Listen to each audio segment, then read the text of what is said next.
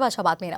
मनसेचा आज 18वा वर्धापन दिन आहे। यंदा प्रथमच मनसेचा हा वर्धापन दिन मुंबई बाहेर साजरा होणार आहे। नाशिकच्या दादासाहेब गायकवाड सभागृहामध्ये मनसेचा वर्धापन दिन साजरा केला जाणार आहे। दरम्यान आगामी लोकसभा निवडणुकीच्या पार्श्वभूमीवर पक्षाची पुढची वाटचाल आणि दिशा या संदर्भात राज ठाकरे पदाधिकाऱ्यांना मार्गदर्शन करणार आहेत। आगामी निवडणुकांबाबत राज ठाकरे काय भूमिका घेणार याकडे आता सर्वांचं लक्ष लागलंय। दरम्यान मनसैनिकांनी 18 वर्ष एकनिष्ठतेची असा आशय असलेले टी शर्ट्स घातलेले आहेत। त्यांच्याशी संवाद साधले आमचे प्रतिनिधी अभिजित सोनावणे। पाहूयात।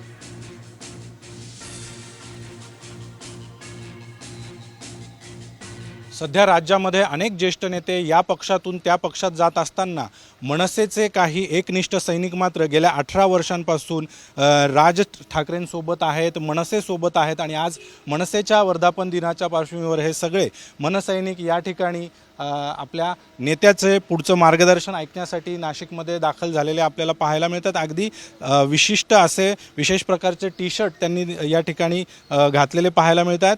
मी एकनिष्ठ आहे, 18 वर्ष राजनिष्ठेची, 18 वर्ष संघर्षाची, 18 वर्ष स्वाभिमानाची असा आशय असलेले हे टी शर्ट या मनसैनिकांनी घातलेले आहेत। आपण त्यांच्याशी बोलूयात। 9 मार्च 2006 साली आमच्या महाराष्ट्र नवनिर्माण सेना या वृक्षाची स्थापना झाली आणि आज तो वृक्षाचा वटवृक्ष झाला आहे। अनेक नेते आले गेले, परंतु आजही आम्ही आमच्यासारखे महाराष्ट्र सैनिक हे राजसाहेबांसोबत कालही होते, आज आहे आणि उद्याही राहणार हे दर्शवण्यासाठी या ठिकाणी आम्ही आलेलो आहे आणि आम्हाला आज खरंच अभिमान वाटतोय।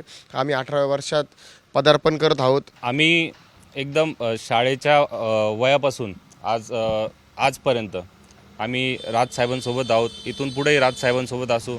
शेवटी विचार हे महत्त्वाचे असतात, पक्ष आणि पद हे दुय्यम असतं, पण जे आमचे राजसाहेबांचे विचार आहे महाराष्ट्राबद्दलचे, शहरांबद्दलचे, जे काही त्यांनी सत्ताकाळात जे काही विकास कामं केली त्या सगळ्या अनुषंगाने आम्ही आज पण सर्व महाराष्ट्र सैनिक राजसाहेबांसोबत कायम आहोत। आम्ही लोकसभा लढण्यासाठी सज्ज आहोत। राजसाहेबांनी आदेश करावा, आम्ही अख्खे सर्व महाराष्ट्र सैनिक राजसाहेबांच्या पाठीशी असून आणि जो काही उमेदवार द्याल आम्ही त्याला 100% निवडून आणू।